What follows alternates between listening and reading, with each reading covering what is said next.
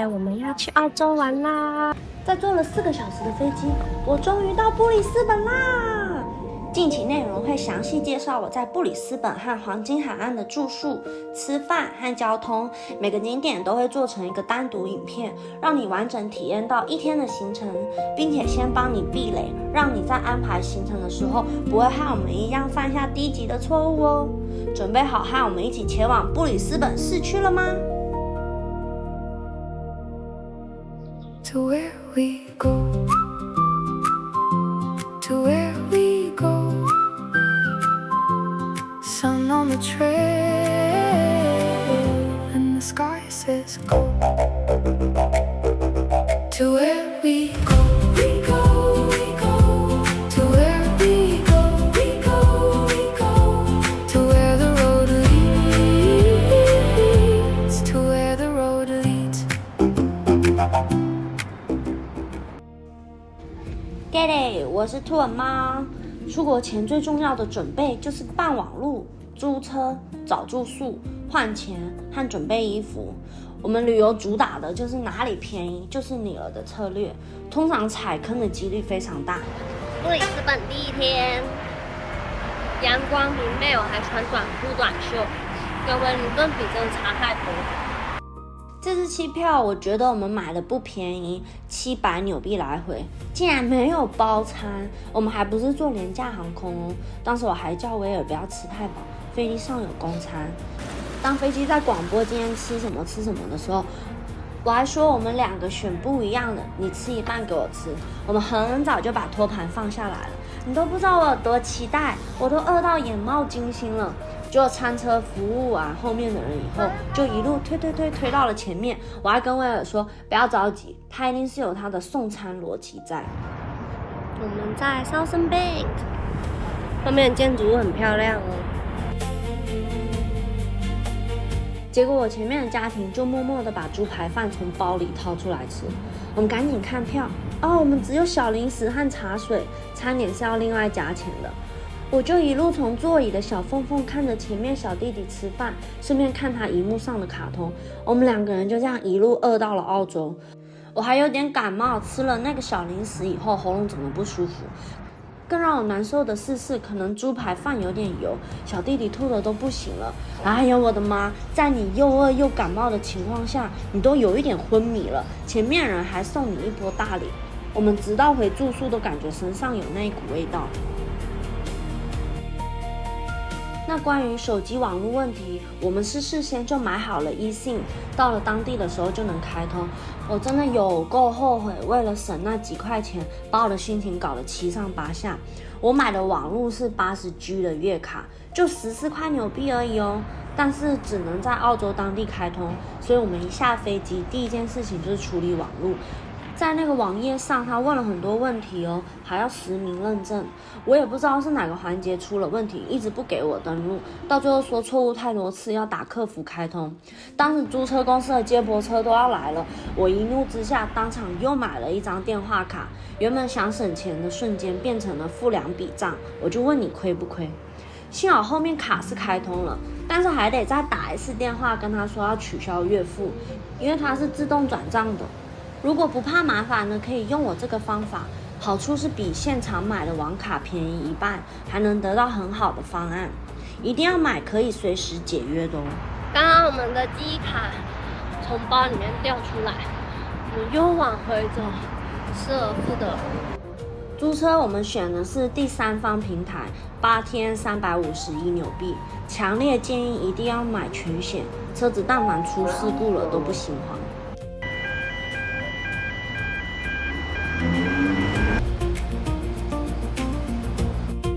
第1天我們住在市中心的 Airbnb， 真的太便宜了，還能停車，就是住宿環境真的很差。房東應該是不希望你用廚房，所以所有的東西都可以在房間找到。但是水裡有咖啡色的東西在飄，牆上都長霉了，還有大蜘蛛。提供的咖啡也過期了2年。不過因為它真的很便宜，而且我也只睡了1晚，我覺得1分錢1分貨吧，沒什麼好抱怨的。趁我年輕的時候還能扛得住。第一次了解他們的大眾交通，你敢信坐公車只要10 cent 澳幣，什麼卡都可以刷哦，這優惠適用於所有人，讓我感覺更想待在布里斯本了。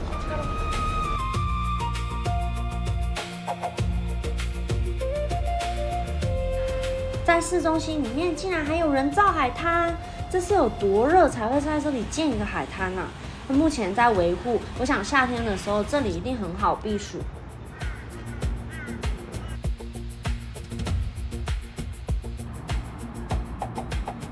這裡為什麼會有高雄地標？而且還特別標注高雄姐妹市啦，所以說 Brisbane 跟高雄市變成了姐妹市然後當時的市長是葉菊蘭，2006年。在河岸還能看到一個尼泊爾廟，後面就是一個巨大摩天輪，有點穿越在不同世界的感覺。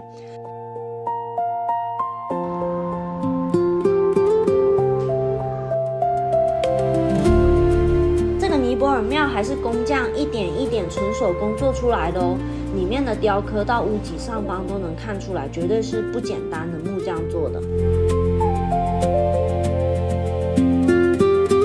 尤其是屋梁都是由不同神明頂的，真的很花心思哎。那查看當天的天氣，再決定要帶什麼衣服也很重要。在澳洲7月是冬天，我前一天準備行李的時候還跟威爾說才20度哎，根本就是威靈頓的夏天。而且我看到網絡上說冬天是乾季，我終於可以離開濕噠噠、風大頭疼的威靈頓了。我行李塞得滿滿的都是短袖短褲，到那以後天天下雨，我們還自嘲把威靈頓的雨帶過來了。直到我們走後，布里斯本才放晴。然後我們回來的那一天，威靈頓就開始下雨了，神不神奇？我就第一天短袖短褲，把我凍得像個孫子。我感覺周圍人看我就像看個神經病被放了出來。我覺得很遺憾的就是我為了穿短褲短袖，錯過了晚上遊河的美景。我就只想要坐在角落不被人打擾。我叫威爾把影片給錄了，我看他影片就好。他們有袋鼠。澳洲这两天就在這裡。走到了喬治國王廣場，這個廣場是用英國國王喬治5世命名的。廣場一側設有喬治騎馬的雕像，另一側則坐落着布里斯本市政廳博物館。整個市政廳建築讓我感覺像來到了希臘神殿，一根根大柱子很對稱的排列。那它裡面用了很多大理石和幾何雕花，可以感受到當時政府是非常用心在做這個建案。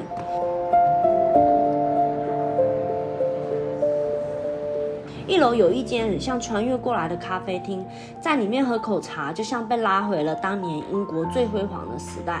價格竟然跟外面咖啡廳一樣耶，真的好佛心哦。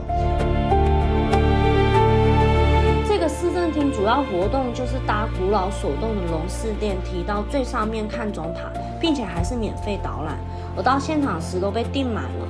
我們兩個就在博物館裡面看了一下展品，裡面有很多多元文化融合的東西。因為澳洲本來就是一個移民大國，可以看到各個國家的小人啊、原住民的藝術品，還有 DIY 的互動。是用蓋章的方式做一個自己專屬的魚鰭設計，再把它夾在漁網上。有些人好有創意哦，他把夾子設計成了身體，這樣它就變成了獨一無二的美人魚啦。在娛樂的同時，教育環境保護真的很觸動我。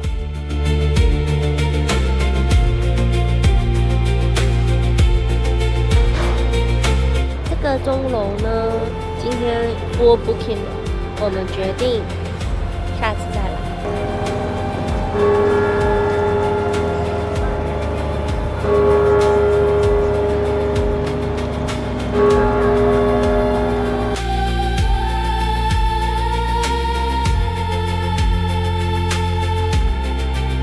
市中心真的有很多地方可以逛，能感受到它的繁忙、人來人往的人群，各種語言在空氣中交織的。我真的覺得這個是威靈頓缺少，而且現階段非常無力的地方。你能感受到城市充滿活力，就算是觀光客，但是他們都是實打實給這座城市消費的人。反觀威靈頓，你能很明顯的感受到人口在外流，餐廳都紛紛倒閉了。假日，尤其是星期天，去市中心就是個死城，大家都被生活壓得喘不過氣了，怎麼還有動力去消費？在自己人都不挺自己城市的情況下，觀光客又怎麼會願意為一座死城去買單？我說句心裡話，我都想要搬過來了。這次旅程真的給了我很大的震撼。我們今天很幸運的點是遇到了每周四才有的市集，我感覺這個是為了上班族準備的，因為誰會在平日舉辦市集活動呢？竟然還有 DJ 助陣耶！很多人就在這裡中午買個飯吃，順便買衣服和首飾。我喝了一杯現榨水果汁，我想喝的理由就是因為我的杯子可以戴帽子，超級可愛的。我很容易為了創意買單。飲料非常真材實料，但是真的有點小貴。那這個市集樓上就是一個賭場，它的花卉設計就像一個綠色瀑布，讓你在城市的中心還能和自然合一。喜歡喜歡。我們直接去了它的頂樓觀景台，躺在躺椅上，望着城市的高樓和天空交織在一起。樓下的喧囂好像離你越來越遠。我們竟然在公共場合下睡着了，包沒有被偷，真的太好了。我們現在人在空中走廊，坐電梯直達23樓，是免費的景點哦。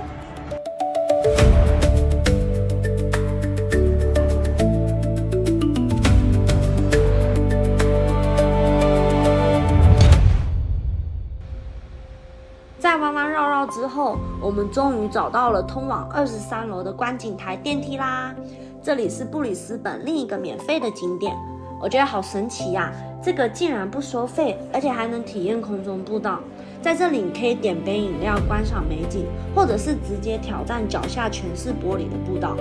這不是強迫消費的地方，兩個也沒有關聯，所以不在酒吧消費是完全沒有問題的。這個地方有一點難找，它導航是顯示在飯店裡面，但其實不是。左拐右拐，然後坐電梯到23。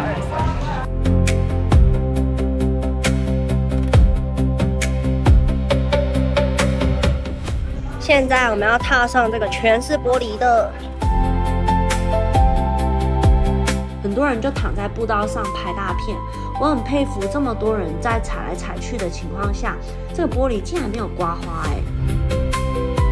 我沒有懼高症，但是威爾非得在我旁邊很大力的跺2腳，我當時心臟真的要驟停了。威爾腿軟。在空中步道往下方看是真的蠻好看的，鄉下待習慣了，突然看到這些很特別的建築物，手抖到激動的說不出話來。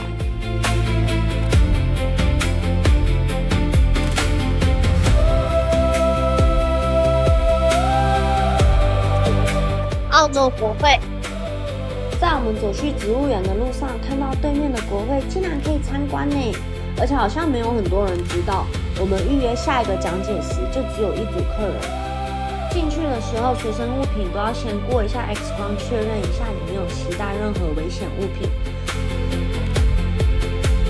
這個國會大樓不只是歷史建築物這麼簡單哦，我們走的每一步都是現在議員走去開會的路上，所以裡面有些區域不能拍照，因為涉及到國家隱私了。建築採用的是文藝復興時期的風格。天花板的金可是貨真價實的金子誒，地板也是請專家按照以前風格和木材完整還原的，有種漫步在歐洲宮殿的感覺。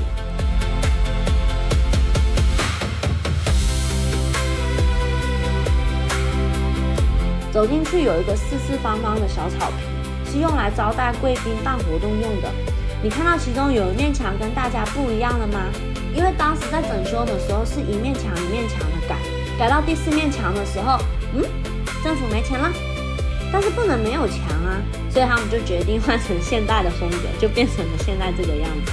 我當時聽到覺得還蠻好笑的啊，還能這樣子嗎？要不架個梯子把天花板上的金子摳一摳吧，搞不好第4面牆的預算就出來了。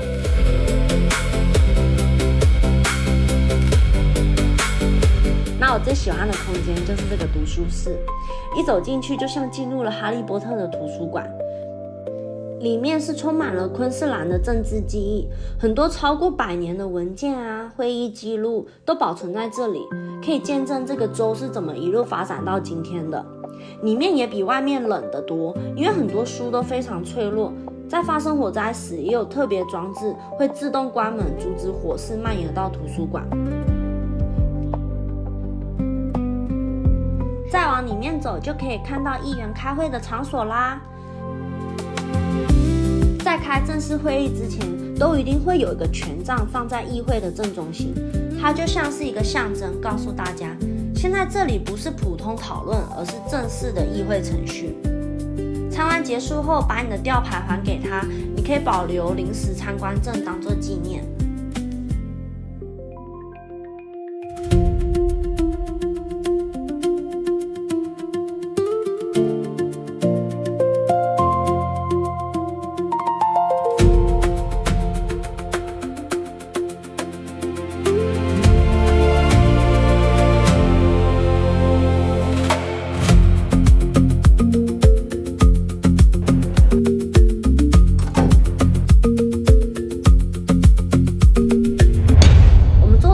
也是10 cent哦。我們在船上待了2個小時，硬是把渡輪做成了遊輪。其實也怪我沒有做好攻略，我一直以為它是繞着很小的一圈，結果人家是真的很認真在擺渡誒。我們做到船長都輪班了，日月交替了，我們還在船上。如果想重點體驗就好，可以從 North Key 坐到故事橋。這一路上的風景和吊橋非常漂亮，晚上還有霓虹燈閃爍，在塔背上示警，讓我感覺到很繁華和欣欣向榮。一到爬完故事橋，你就要趕緊下船哦，走到旁邊等回程的船接你。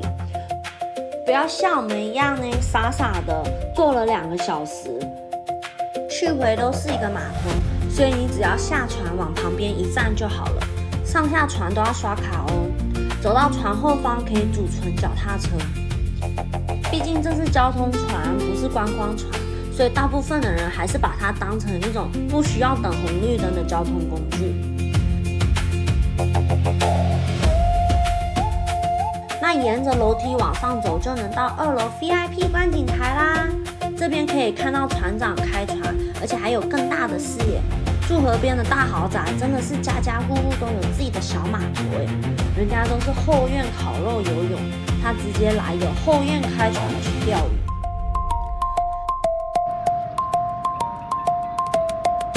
晚上我們去了 Mount Coot-tah 看夜景，好多情侶在這裡約會哦，也有很多喝醉的人，一定要看好隨身物品，夜景還是很值得看的。它還有個小涼亭，讓你可以眺望到更高的視野。真的越晚越多人，這裡也有餐廳，可以來這裡浪漫一下。去了這麼多地方打卡拍照，我們只花了80 cent 澳幣，這是我們的船費和公車費，其他都是免費景點哦。我覺得在這裡上班的人好幸福哦，可以享受到不改自信的交通費，班次也非常的多。市中心有很多景點我們沒有深挖，比如植物園啊、美術館都是免費的。這座城市真的把自己很好的一面展示出來了，我有 get 到。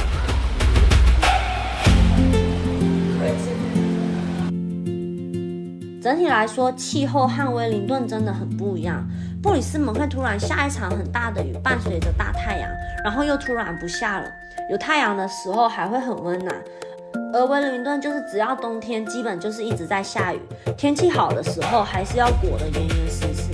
那下雨不撐傘是我們的習慣，我的傘已經被吹壞了好幾隻了。現在一個雨衣套上就可以出門了。那在這邊下雨是真的要撐傘，雨下得很大，但是傘絕對不會被吹壞，這也是我很喜歡的一點。那這都要歸功於布里斯本，它是亞熱帶氣候，才會有這種天氣的形成。今天絕對是腿走到酸的一天，好累好開心，明天就要出發去黃金海岸啦！關注我，下周5我們一起去海洋世界看海豚和玩雲霄飛車吧！我是兔耳貓，呼咪在